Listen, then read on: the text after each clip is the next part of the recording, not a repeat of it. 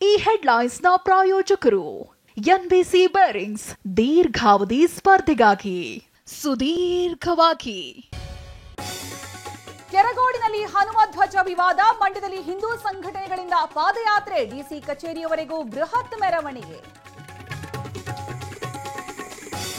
ಹನುಮ ಧ್ವಜ ತೆರವು ಖಂಡಿಸಿ ಬೆಂಗಳೂರಲ್ಲಿ ಧರಣಿ, ಮೈಸೂರು ಬ್ಯಾಂಕ್ ಬಳಿ ಬಿಜೆಪಿ ಪ್ರತಿಭಟನೆ, ಪ್ರತಿಭಟನಾಕಾರರು ಖಾಕಿ ವಶಕ್ಕೆ. ಕಾನೂನು ಕೈಗೆತ್ತಿಕೊಳ್ಳಲು ಯಾರಿಗೂ ಅವಕಾಶವಿಲ್ಲ, ಬಿಜೆಪಿಯವರು ರಾಜಕೀಯ ಮಾಡುತ್ತಿದ್ದಾರೆ, ಮಂಡ್ಯ ಪಾದಯಾತ್ರೆಗೆ ಡಿಸಿಎಂ ಕಿಡಿ.